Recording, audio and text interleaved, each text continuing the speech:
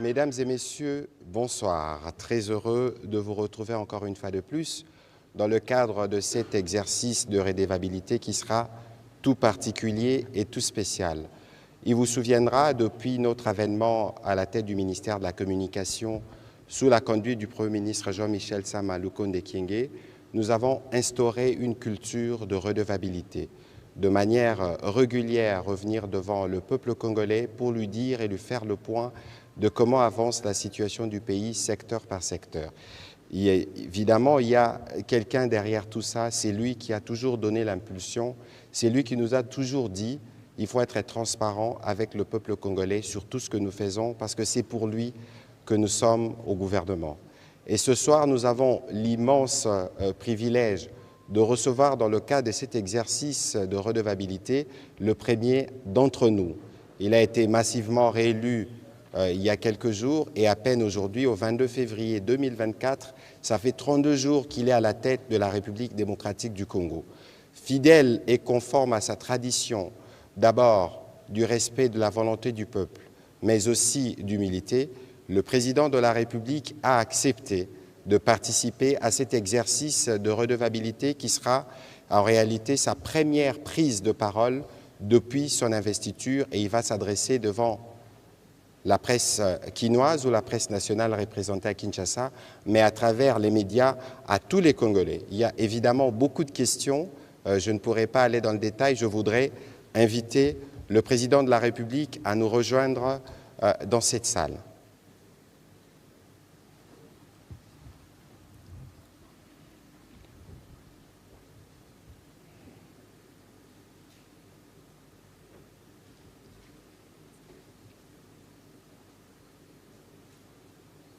Voilà, le président de la République va faire son entrée dans la salle.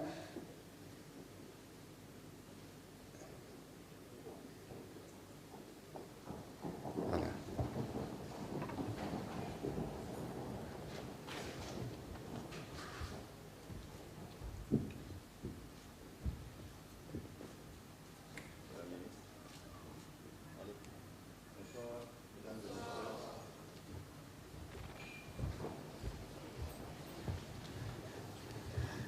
Excellence, Monsieur le Président de la République, bonsoir. Très heureux et très honoré d'être ce soir c'est lui qui vous reçoit dans le cadre de cet exercice de redevabilité. Je le disais tout à l'heure, ça fait 3 ans que nous sommes au gouvernement à vos côtés et vous nous avez toujours dit combien c'était important de dire ce que nous faisons au peuple congolais pour que le peuple congolais puisse être pleinement informé de l'action que nous faisons sous votre direction. Et ce soir, Excellence, Monsieur le Président de la République, d'ailleurs, bien avant que nous puissions ouvrir les balles des questions et peut-être pour vos mots introductifs, mais vous avez choisi de vous exprimer dans ces cadres de redevabilité que vous parrainez bien évidemment parce que vous supervisez tout ce que nous faisons. Pourquoi avoir choisi cette forme pour vous exprimer devant le Congolais? Je rappelle que c'est la première fois depuis votre investiture. Ça fait juste 32 jours. Monsieur le Président de la République. Bien. D'abord, bonsoir à toutes et à tous. Bonsoir aux Congolaises et aux Congolais qui nous suivent en ce moment. Je suis un citoyen comme tous les autres et c'est une émission qui me passionne beaucoup, le briefing sur l'actualité. Et je m'étais dit, mais puisque en ce moment l'actualité est assez dense, pourquoi est-ce que je ne viendrai pas, je ne solliciterai pas une invitation aussi, en tant que citoyen congolais, de venir et de commenter l'actualité. Voilà, donc je me prête à cet exercice que je trouve très passionnant et je suis à votre disposition, Monsieur le ministre. Voilà, merci beaucoup. Mesdames et messieurs les journalistes. Merci beaucoup, Monsieur le Président de la République, de vous prêter à cet exercice. Vous voulez que dans cet exercice, on est parfois cru, parfois brutal, parce qu'il faut aborder les questions dans leur profondeur. Mais bien avant, nous avons un rituel, Excellence, Monsieur le Président de la République. Vous revenez fraîchement d'Addis Abeba, qui était votre premier voyage en tant que président nouvellement investi. Il y a la situation de l'Est, mais il y a la situation économique. Le jour de votre investiture, vous avez annoncé 7 milliards pour les routes. Avant d'entrer dans les vifs du sujet, Monsieur le Président de la République, 32 jours après votre prise des fonctions. Dans quel état êtes-vous? Je brûle assez d'impatience de pouvoir bien démarrer et donc d'avoir la stabilité de nos institutions. Vous savez que pour le moment, que ce soit pour le gouvernement ou pour les deux chambres, et même pour les assemblées provinciales, tout est en gestation. C'est normal, c'est la Constitution qui le veut ainsi. Je trouve que c'est beaucoup de temps qu'on fait perdre à la République. Il faudrait peut-être réfléchir sur des réformes à apporter pour que ce soit un peu plus rapide, limpide et que l'on puisse très vite commencer le travail dès que les élections sont passées. Mais qu'à cela ne tienne, nous sommes très attentifs sur ce qui se passe et nous attendons impatiemment de pouvoir commencer. Donc, je suis dans cet état d'esprit-là. Alors, nous allons commencer à entrer dans les vifs du sujet. Vous êtes ferme, déterminé, nous l'avons vu au cours de votre dernière participation au sommet d'Addis Abeba. Je pense que c'est par là que nous avons commencé notre série de questions avec M. Michel Moussé-Mediawe.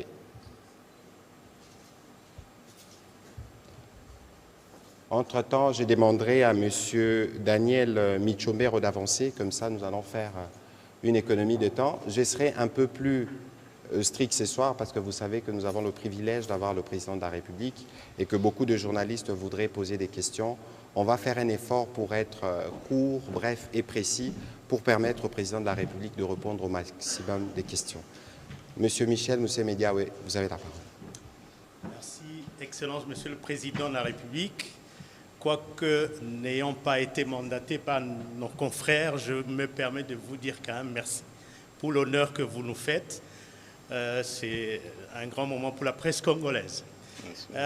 Ma question, c'est, on vous a vu à la 37e session ordinaire du sommet de l'OUA, de l'Union africaine, excusez-moi. Vous étiez là comme un général qui est allé au front. Et nous avons décrypté certaines de vos attitudes, notamment ce regard que vous avez jeté en direction des compatriotes qui ont déroulé ce visuel, qui a maintenant une valeur universelle, à mon avis. Deuxièmement, ce grand sourire qui a accompagné ce regard, cela nous a donné l'impression que vous êtes un général qui a gagné une bataille et qui a ramené des trophées. Ma question est de savoir quels sont les trophées que vous nous avez ramenés et combien en reste-t-il? Merci, Excellence, Monsieur. Très bien, très bonne question. Oui, d'abord des trophées diplomatiques.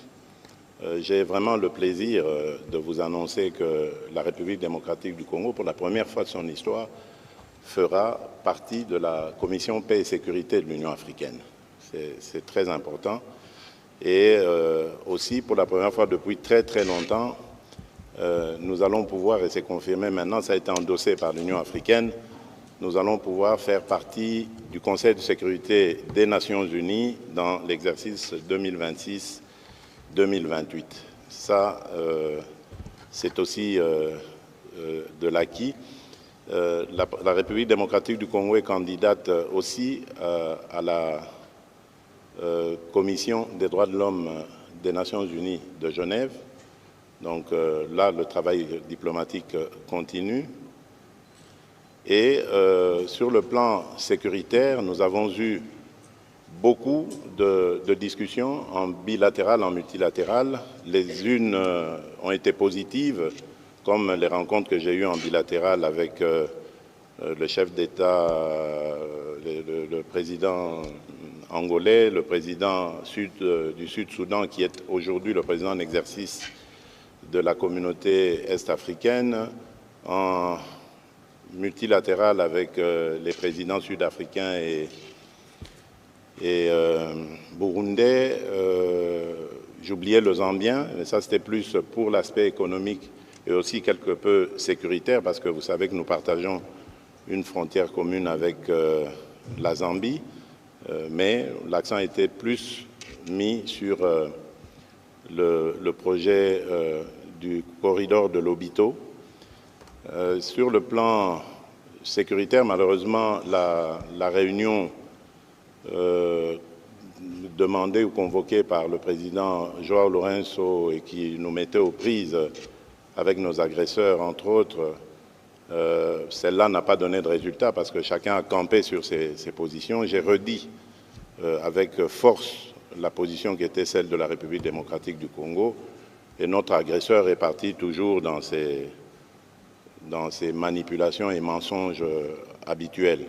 Qu'à cela ne tienne, un autre rendez-vous a été proposé par le président João Lourenço, celui de nous rencontrer séparément. Et donc, si tout va bien, le mardi prochain, je crois, c'est le 27 février, je serai reçu à Luanda par le président João Lourenço, qui, je rappelle, est notre champion de l'Union africaine en matière de paix, et qui a été d'ailleurs désigné officiellement par l'Union africaine pour être le médiateur dans cette crise injuste nous imposée par notre voisin. Donc voilà, il y a eu beaucoup de très très bonnes nouvelles. Nous avons rencontré nos amis américains aussi qui, pour ceux qui ne le savent pas, sont très actifs dans des efforts diplomatiques pour essayer de juguler cette crise. Et je les félicite et en même temps j'en profite pour demander à l'opinion, parce que j'entends ci et là des tas de commentaires, de rester surtout mobilisés, sereins et ne pas s'en prendre comme ça aux pays amis qui font des efforts pour essayer de nous aider. Et les États-Unis font partie de ces pays-là qui sont vraiment très fortement impliqués. Contrairement à ce que certaines opinions peuvent penser, je respecte leur pensée, mais nous voyons les efforts que fournissent les États-Unis et je tiens vraiment ici à leur rendre hommage. Aujourd'hui, d'ailleurs, grâce à ces positions, beaucoup d'autres pays ont avancé. J'en veux pour preuve la France, par exemple, qui a fait une dernière déclaration très intéressante. Et vous pouvez comparer ce changement de narratif entre la dernière visite du président Macron ici et ce qu'est la position française d'aujourd'hui. Donc, je ne crois pas que ce soit une très bonne idée de s'en prendre comme ça aux édifices des représentations diplomatiques des pays amis, ici représentés à Kinshasa. Mais oui, c'est légitime de faire des manifestations de colère, de désapprobation pour certaines positions, comme celle de l'Union européenne. J'espère que nous en parlerons. On aura l'occasion justement de revenir sur ce j'espère que sujet. nous en parlerons. Donc voilà, mais restez serein, calme. La maison est très bien gardée, la diplomatie est bien tenue, la victoire est certaine parce que nous sommes du bon côté des choses, de l'histoire. Nous n'avons fait de mal à personne, nous avons tendu la main à tout le monde, nos 9 voisins, nous avons voulu la paix avec eux et surtout aller sur des projets économiques, des projets de développement plutôt que des pillages et massacres de nos ressources et de nos populations. Voilà donc ce que je peux dire. Une bonne intro en matière, Excellence Monsieur le Président de la République. On va prendre la question de Daniel Michombero qui nous vient de Goma. Merci. C'est un journaliste qui couvre l'actualité opérationnelle. Il est à Kinshasa pour quelques jours et nous... bonjour Monsieur le Président. Bonsoir Monsieur Michombero. Vous savez, pour la petite histoire, pour l'anecdote plutôt, j'ai toujours cru que vous étiez une personne fictive.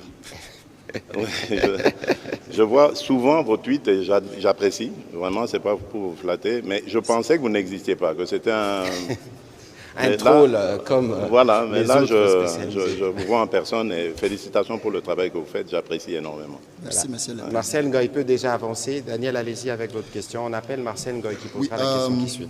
Monsieur le Président, en lisant les déclarations de certains pays et organisations à travers le monde qui interviennent déjà au sujet de la guerre et du calvaire qui traverse bien sûr la population dans l'est du pays en ce moment, l'on constate que beaucoup vont dans le sens d'appeler les parties au conflit à la table des négociations.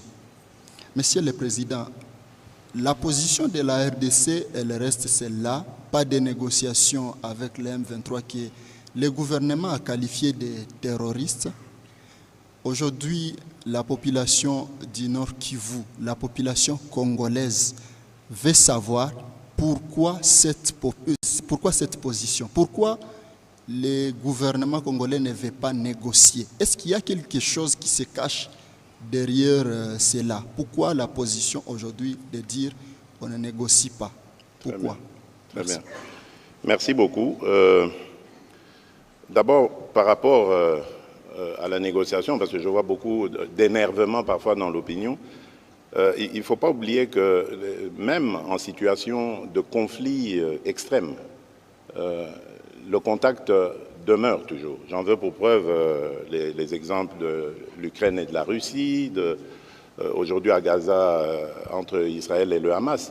Vous voyez que même si ce n'est pas direct, c'est par des forces ou des États ou des personnalités interposées que cela se passe. Donc ce n'est pas du tout inhérent à la seule crise congolaise de l'Est que cela arrive. Donc ça, c'est normal. Deuxième chose, dans un conflit dans lequel les pays témoins, observateurs ne prennent pas part, ils ne peuvent qu'avoir cette position de dire « entendez-vous ». Parce qu'évidemment, c'est l'idéal, c'est la meilleure des choses. Alors, pourquoi est-ce que la République démocratique du Congo, jusqu'ici, rejette ces négociations?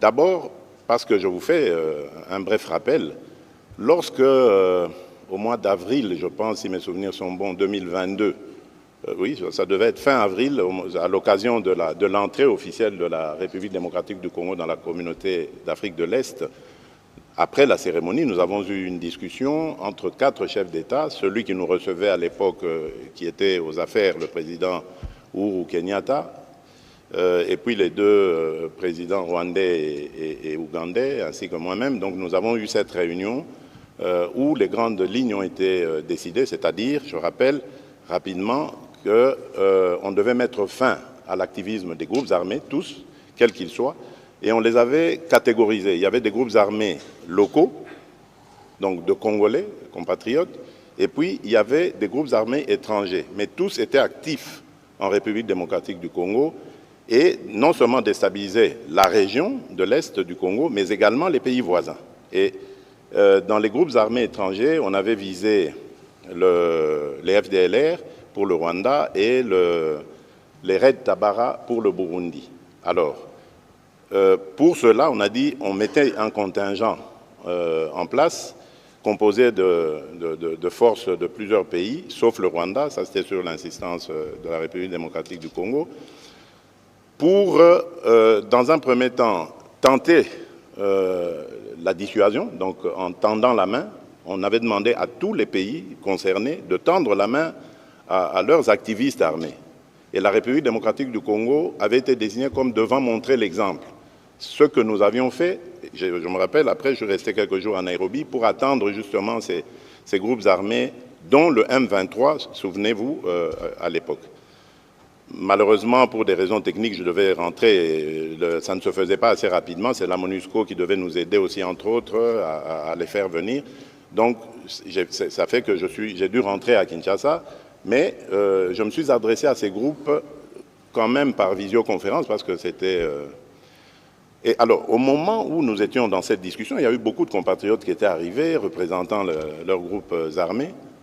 C'est là que le M23 choisira de rouvrir les hostilités sur le champ de bataille. Alors nous avons compris qu'en fait, c'était un empêcheur de tourner en rond. Et c'est à ce moment-là que nous l'avons désigné comme groupe terroriste et coupé désormais tout contact avec ce groupe-là. Donc ça, c'était pour le rappel historique.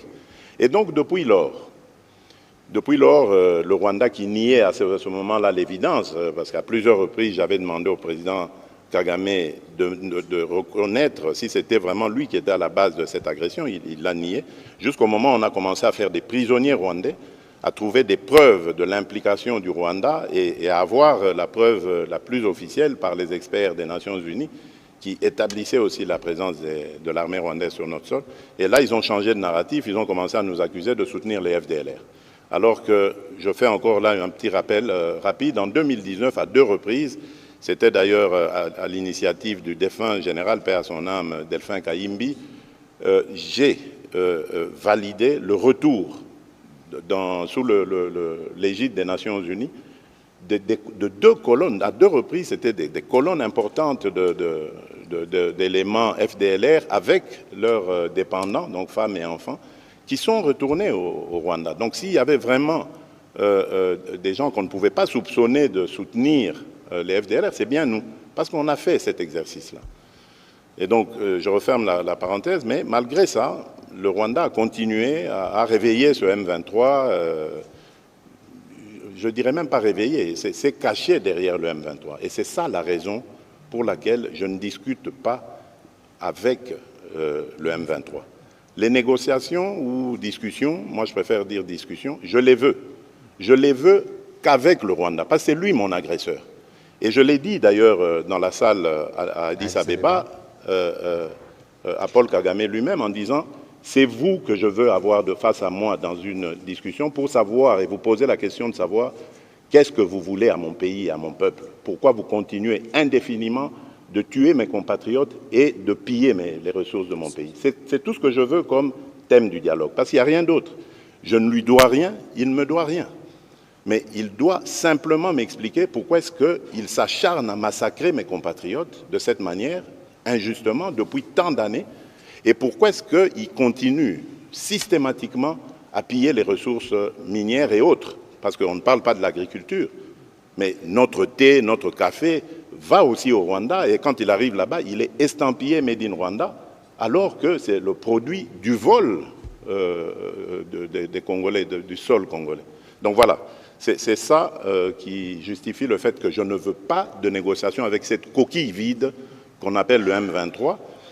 Et d'ailleurs, j'en veux pour preuve le cas de l'Angola, poser la question au président angolais, qui m'avait aussi demandé cette autorisation d'entrer en contact avec le M23 parce qu'il savait que moi, je ne voulais pas discuter avec eux. Je lui ai dit, président, faites-le, mais vous me donnerez raison, vous verrez très vite que ces gens sont des pantins du Rwanda.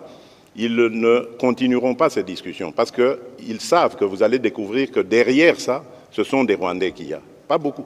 J'ai vu quelques Congolais irresponsables qui ont osé dire « oui, mais on a vu le M23, il n'y a que des Congolais là-dedans ».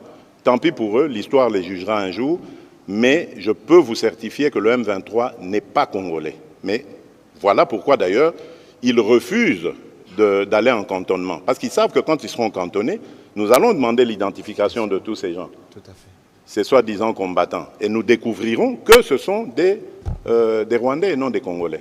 On prend quelques aventuriers, on les place devant et on fait croire que c'est une revendication congolaise. Alors que nous sommes un pays démocratique, nous venons de sortir d'élections démocratiques comme il n'y en a jamais eu dans ce pays. Pas de coup de feu, pas de coupure d'Internet, pas d'exclusion de candidats qui qu'ils soient. On est allé à des élections transparentes avec la participation ou l'observation de toutes sortes d'organisations internationales. Il n'y a pas mieux. Il n'y a pas mieux. Alors, s'ils avaient des revendications à faire, c'est par le truchement des élections et non pas en prenant des armes. Voilà, on va continuer sur ce registre avec Marcel Ngoy. Entre-temps, j'ai vu que Mme Gaëlle demandait la parole. Peut-être qu'elle peut déjà avancer vers le micro aussi pour sa question. Je me demandais pourquoi il n'y avait toujours pas de dames, mais c'est très bien. Alors, elles sont là, elles sont dans la salle, elles prendront la parole au fur et à mesure. Monsieur. Oui, monsieur Marcel Ngoy. Au début de votre mandat, vous aviez effectué une tournée dans les 9 pays limitrophes. Très bien. Vous avez été à Kigali. Et lorsqu'il y a eu les funérailles de feu Étienne Tshisekedi, votre père, votre défunt père, nous avons vu venir Kagame à Kinshasa pour vous consoler. Et lorsqu'il y a eu éruption volcanique, le Rwanda a démontré qu'il demeurait un pays qui peut s'ouvrir au Congo en cas de catastrophe. C'est ça. Et donc, en tant que pays voisin, nous sommes obligés de vivre ensemble. Les deux pays, la RDC et le Rwanda, doivent vivre ensemble. Totalement d'accord. Et vers la frontière, vous aviez pris des photos qui ont semblé dire qu'il y avait même des accords qui auraient été signés à cette occasion-là entre vous et le président Kagame. Vous revenez tout fraîchement de Nairobi. À Nairobi, vous avez été très ferme sur la question qui concerne... À Addis Abeba plutôt. Vous avez été très ferme. Il n'y a pas eu de photos de famille, pas de poignées de main historiques, pas de rencontres directes. Le protocole s'est arrangé pour vous mettre éloignés. Et donc, on semble avoir vu entre les deux présidents une distance, mais aussi entre les deux pays. Maintenant, la question de savoir comment vider le prétexte, parce que finalement, les FDLR deviennent un prétexte qui sous-tend la vision expansionniste du Rwanda vers le territoire congolais. Et comment aussi vider le prétexte du président Kagame, qui pense aujourd'hui défendre la cause de Tutsi congolais, le Banyamulenge, dont il prétend être aujourd'hui, il s'érige en défenseur acharné. Y a-t-il effectivement des accords signés à cette occasion lorsqu'il y avait eu éruption volcanique? Et où en sommes-nous avec les opérations militaires conjointes entre la RDC et l'Ouganda, dans la partie Nituri? Marcel, vous posez 3 questions. Merci. Oui. Excellence, Monsieur le Président. Notez-les-moi bien.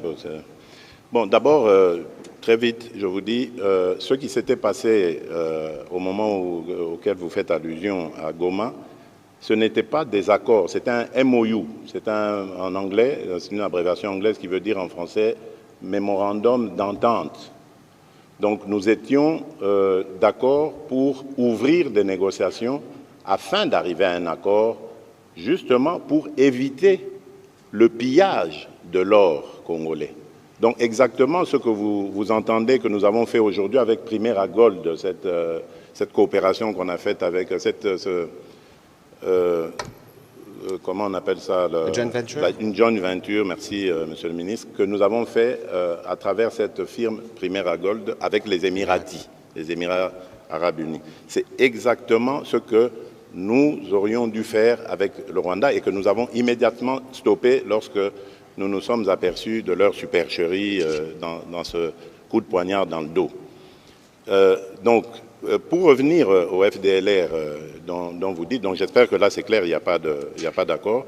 Ah oui, je voudrais profiter aussi de cette occasion pour tordre le cou à une rumeur qui a fait son chemin et qui voudrait confirmer le fait que le M23 a été invité ici à Kinshasa par moi à une certaine époque 2019, et que je les aurais laissés. C'est archi faux. Je n'ai aucun contact avec eux. Mais en revanche, je reconnais qu'il y a eu des gens des représentants du M23 ici. Et c'était à l'époque où j'avais pour ministre, nous avions pour ministre de l'Intérieur M. Gilbert Kankonde. C'est lui qui est venu, qui m'en avait parlé à l'époque. Et j'avais refusé catégoriquement de le recevoir. Parce qu'il promettait, disait-il, après qu'on les ait reçus, de trouver des solutions pour amener la paix à l'Est. À ce moment-là, ils ne nous agressaient pas encore, pour trouver des solutions. Je trouvais leur raisonnement farfelu, bien qu'ils disaient qu'il n'y avait aucune exigence, etc. Ils sont restés le temps qu'ils sont restés, je ne sais même pas combien de temps, mais moi j'avais rejeté l'idée de les rencontrer. Je ne les ai jamais rencontrés. Et donc je voudrais que ce soit ferme, que ce soit dit fermement. Donc ils ont peut-être rencontré le ministre de l'Intérieur pensant qu'il le faisait en mon nom, ce qui peut être normal, mais je tiens à dire ici qu'il les avait invités, si c'est lui ou c'est eux qui s'étaient invités, à mon insu. Je n'étais pas d'accord et lorsqu'on m'a proposé de les rencontrer, j'avais refusé cette idée. Alors, pour parler des FDLR, au moment où les relations étaient bonnes avec le Rwanda, j'avais reçu une délégation rwandaise ici, qui me disait, on parlait des FDLR à ce moment-là, ils m'ont dit, Monsieur le Président, vous savez, à vrai dire, les FDLR, c'est devenu une force résiduelle composée de moins de 2000 hommes qui ne menacent même plus la sécurité de notre pays. Mais ce que nous craignons, c'est ce dérapage idéologique où dans le discours on vilipende les Tutsis, etc. Je dis, mais ça, c'est inhérent à tout pays. Hein. Notre pays, c'est 450 tribus. Ce n'est pas que avec les Tutsis congolais qu'il y a des problèmes. Il y a des problèmes même, on l'a vu récemment, pour les Kassaïens, les Louba du Kasaï au Katanga.